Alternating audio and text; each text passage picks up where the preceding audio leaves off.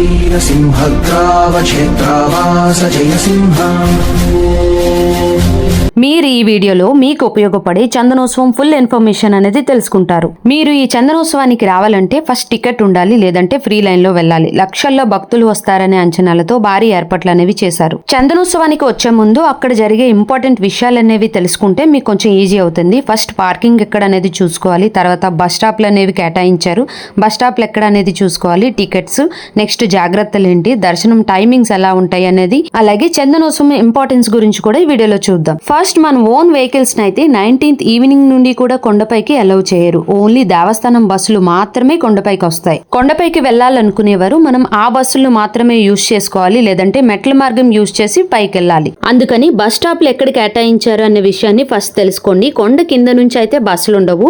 ఏ వైపు నుంచి వచ్చే వాళ్ళకి ఆ వైపున ఒక ప్లేస్ అనేది సెలెక్ట్ చేసి అక్కడ మాత్రమే బస్సులు అనేవి పెట్టారు. ఆ బస్ స్టాప్ లోనే మాత్రమే బస్సులు అనేవి ఎక్కాలి. హనుమంతువాక, సొంట్యం, విజయనగరం వైపు నుంచి వచ్చే వాళ్ళకు అడవివరం జంక్షన్ దగ్గర బస్ స్టాప్ అనేది పెట్టారు. పార్కింగ్ కూడా ఆ పక్కనే ఉంటుంది. అలాగే వేపగుంట, గోపాలపట్నం వైపు నుంచి వచ్చే వాళ్లకు పాత గోశాల దగ్గర బస్ స్టాప్ అనేది పెట్టారు. పాత గోశాల అంటే మనకి పెట్రోల్ బంక్ ఉంటుంది కదా, అక్కడ ఒక కళ్యాణ మండపం ఉంటుంది, అక్కడ నుంచి బస్సులు అనేవి ఉంటాయి. గాజువాక, ఎన్ఏడి, గోపాలపట్నం వైపు నుంచి వచ్చే వాళ్లకు అక్కడే పార్కింగ్ తోటలో ఏర్పాటు చేశారు. మీ టికెట్ కేటగిరీని బట్టి కూడా బస్ స్టాప్లు అనేవి ఉన్నాయి. 1500, 1000 రూపాయల టికెట్ కొన్నవారు హనుమంతువాక వైపు నుంచి వచ్చే వారికి కృష్ణాపురం గోశాల వద్ద బస్ స్టాప్ ఉంటుంది. గోపాలపట్నం, వేపగుంట వైపు నుంచి వచ్చే వాళ్ళకి శ్రీనివాస్ నగర్ కళ్యాణ మండపం వద్ద బస్ స్టాప్ ఉంటుంది. ఆ రోజు దర్శనం టైమింగ్స్ ఎలా ఉంటాయంటే లాస్ట్ ఇయర్ లా కాకుండా సుప్రభాత సేవ, తొలి దర్శనం కంప్లీట్ కాగానే 3 గంటల నుంచి సామాన్య భక్తులకు, ఫ్రీ లైన్ వాళ్ళకి, 300 రూపీస్ లైన్ వాళ్ళకి దర్శనాలు అనేవి అలౌ చేస్తారు. అలాగే 1000 రూపాయల టికెట్స్ తీసుకున్న వాళ్ళకి 5 గంటలకి అలౌ చేస్తారు. 1500 టికెట్స్ తీసుకున్న వాళ్ళకి 6 గంటలకి అలౌ చేస్తారు. చందనోత్సవం టికెట్స్ ని ఉదయం 10 గంటల నుంచి సాయంత్రం 4 గంటల వరకు బ్యాంకుల్లో అందుబాటులో ఉంటాయని చెప్పారు.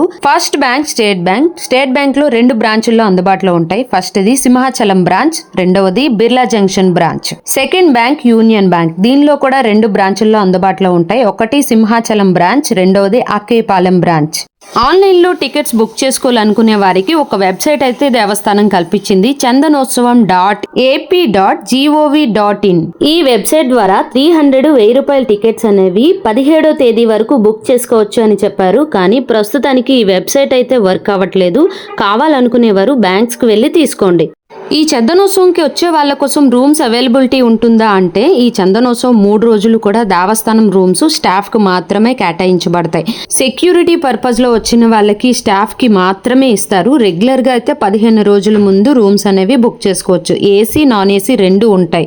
ఈ 3 రోజులు ఎవరికి రూమ్స్ అనేవి ఇవ్వరు. కరెక్ట్ గా ఈ రూమ్స్ కావాలనుకుంటే రాజగోపురానికి ఎదురుగా ఉన్న బిల్డింగ్ లో రూమ్స్ అనేవి ఉంటాయి. చందనోత్సవానికి ముందు రోజు ఏప్రిల్ 19 సాయంత్రం 6 గంటల నుంచి దర్శనాలు అనేవి ఆఫ్ చేస్తారు. కేవలం 12 గంటలంటే 12 గంటలు మాత్రమే నిజరూప దర్శనం. అందుకుగాను సోమవారం మీదనున్న 12 మణుగుల చందనాన్ని మొత్తం ఒలిచి నిజరూప దర్శనాల కోసం రెడీ చేస్తారు.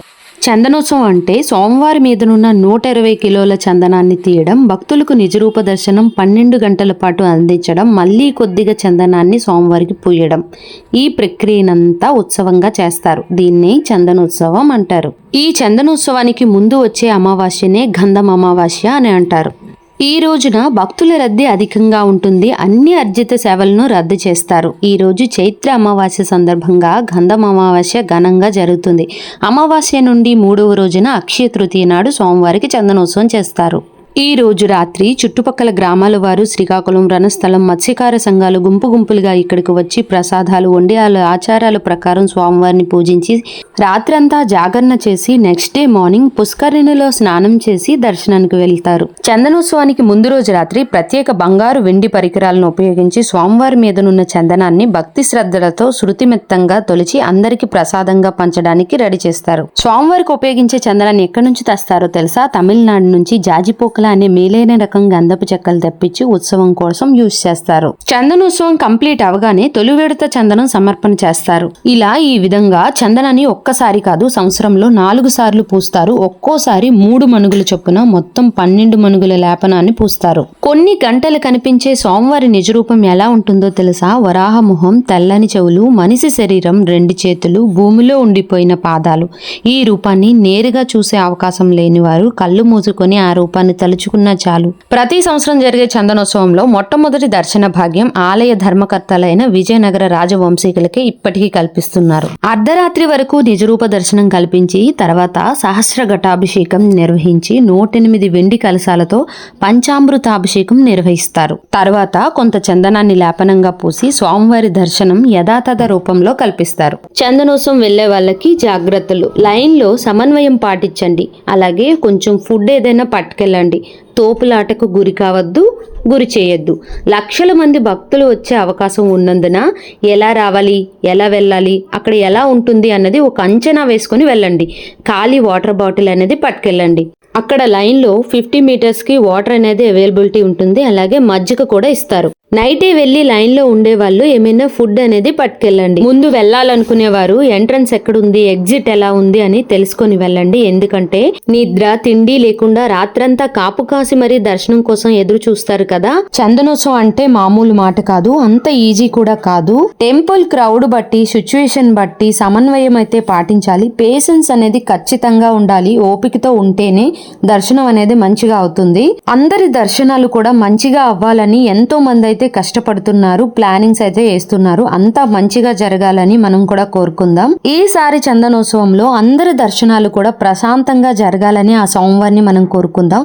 పేషెన్సీ ఉంటేనే ఖచ్చితంగా అందరి దర్శనాలు అనేవి చక్కగా అవుతాయి. దర్శనాలకు వెళ్ళాలనుకునేవారు ముందే ఫిక్స్ అయి వెళ్ళండి. ఓపిక్గా ఉంటాము, చాలా పేషెన్స్ గా ఉంటాము అని చెప్పి అప్పుడే మీ దర్శనం అనేది చాలా మంచిగా అవుతుంది. వచ్చే భక్తులకు దేవస్థానం తెలియజేసే విషయం ఏంటంటే ఫోన్స్, బ్యాగ్స్, చెప్పులు, ఎవరి వస్తువులు బాధ్యత వాళ్ళదే. లోపలికి ఎలాంటి ఎలక్ట్రానిక్ గాడ్జెట్స్ కూడా అలౌ చేయరు. ఫ్రీ ఎంట్రన్స్ లైన్ ఎక్కడ స్టార్ట్ అవుతుందంటే కొండ కింద ఉన్న బస్ స్టాప్ నుంచి స్టార్ట్ అయ్యి కళ్యాణ కట్ట బ్యాక్ సైడ్ ఒక 20 లైన్స్ తిరిగి మెట్ల పై నుంచి పైకెళ్లి ఎదురుగా ఉన్న కొత్త షెడ్ కళ్యాణ వేదికలో ఫుల్ లైన్స్ తిరిగి లోపలికి ఎంటర్ అవుతారు. 300 రూపీస్ టికెట్స్ లైన్స్, అలాగే 1000 రూపీస్ టికెట్స్ లైన్స్ అనేవి జనరల్ గా ఇప్పుడు మనకి ఎక్కడి నుంచి అయితే దర్శనం ఫ్రీ లైన్ స్టార్ట్ అవుతుందో నార్మల్ డేస్ లో ఆ లైన్స్ లో స్టార్ట్ అవుతాయి. ఈ వీడియోని లైక్ చేయండి, అలాగే షేర్ చేయండి, సబ్స్క్రైబ్ చేసుకోవడం మర్చిపోకండి. ఎందుకంటే మీకు అవసరమైన కంటెంట్ ఏమైనా వచ్చినప్పుడు వెంటనే తెలుస్తుంది. హైప్ ఉంటే హైప్ ఇవ్వండి.